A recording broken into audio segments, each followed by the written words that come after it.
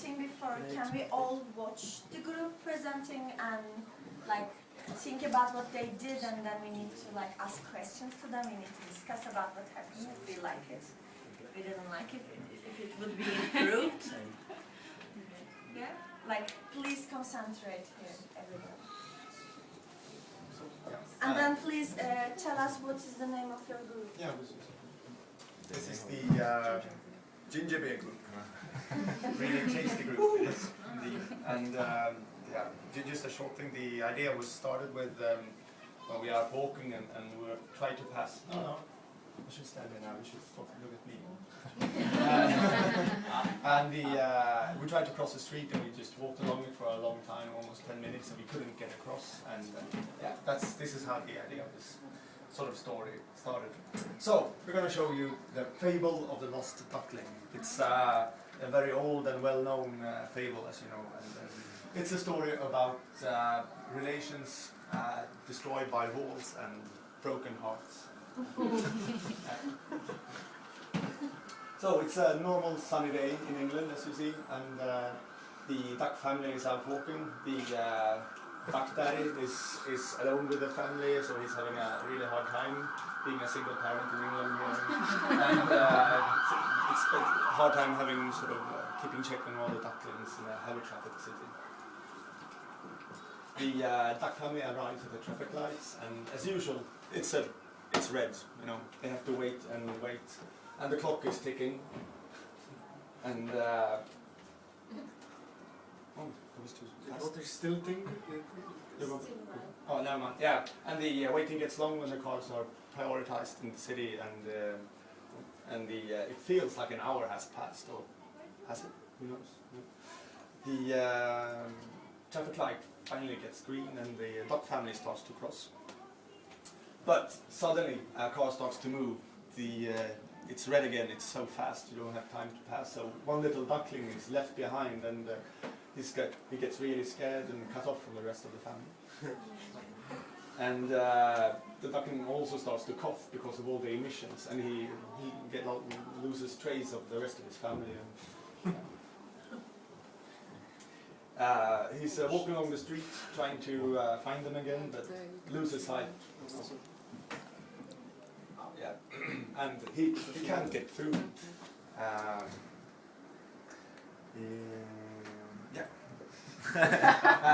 And the road makes the duckling think of other obstacles and walls that hinders and destroys relations between ducks.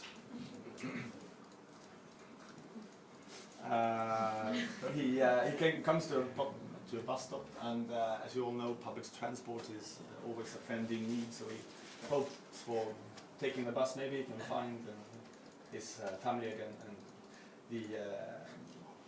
by now he's both angry and scared and wonders where his family has gone. But when he's sitting there and waiting, and he comes up with the idea that maybe he should always have a portable rolled out carpet with zebra stripes, so whatever you want, you can create a pedestrian crossing, and it will probably be a really huge success, and pedestrian crossings wherever the pedestrians want it.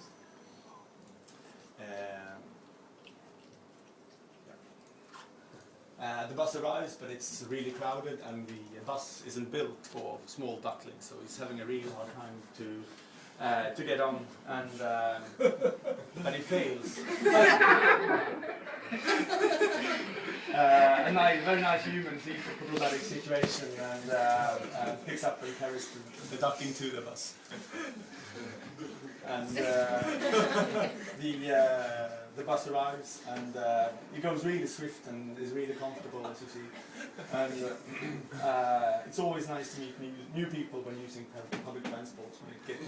It's created into a social arena instead of like the car. But through the bus window, the duckling sees the rest of the family, and he starts yelling at the bus driver, "Please, stop! I want to get off."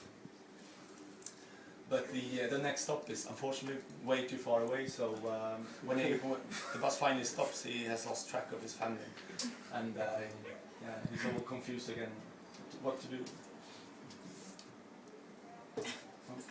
The duck is by now really hungry, and he goes to a cafe to find some food, but it's just filled with rude humans who refuses to help him to get food. And actually, the human seems scared for some strange reason.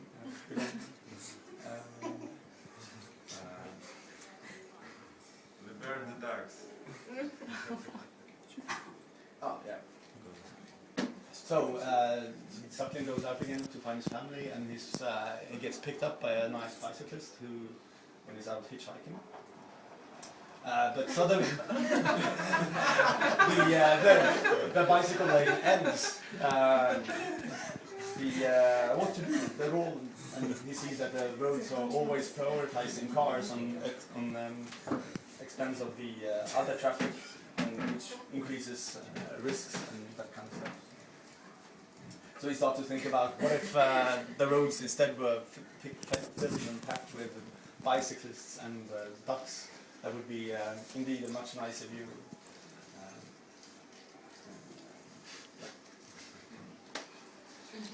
And the duckling passes by and jumps off the bicycle at the square when he sees the memorial plaque of Albert Cohen, and he remembers that maybe I could bring some solution to this. He feels an urge to meet the mayor and discuss all the problems with the traffic. So he's going into the city hall and is preparing his arguments to be well prepared, and he thinks that if the mayor just gets the right information, it will all be fixed. You know, there's no need for angry ducklings taking over the streets. So the mayor enters the room. Okay, so the duck decides that she had enough of this day and goes to the city council. After waiting more than 1 hour, they had the chance to meet the mayor and ask him about taking some initiative against the mobility transportation problem of the city. And at this point the mayor intervenes. What do you want me to do for you? Don't you know how many things I have to think about? And by the way, I'm already working a lot on these issues, and the money are never enough. Suddenly the lost duck starts to get nervous, and she ironically proposes to the mayor, "Do you want me to give you the money for that?" That's not a bad idea. We can think about it. How much can you give me? Well, the duck doesn't believe the words of the mayor and starts holding and shouting, waving her hands around and menacing a huge duck blockade. Duck blockade? You know, you really have a brilliant sense of humor. Listen to me. Go to your mommy. At this words, the face of the duck starts getting red, and steam comes out from her ears, and the voice becomes so loud that from outside the window of the mayor's office, the duck's family could recognize her voice. We ducks, and he says, "We ducks with the cyclers and all other citizens of York have more power than what you think, dear Major. We will have the right to be involved in decisions concerning our city, to be governed in the interest of all the citizens. You will see, we will protest, demonstrate, disobey and promote alternatives to your grey politics." And that's it. That was right. Since then, York has become an example of urban planning transportation, a system where citizens and ducks participate and speak out their wills.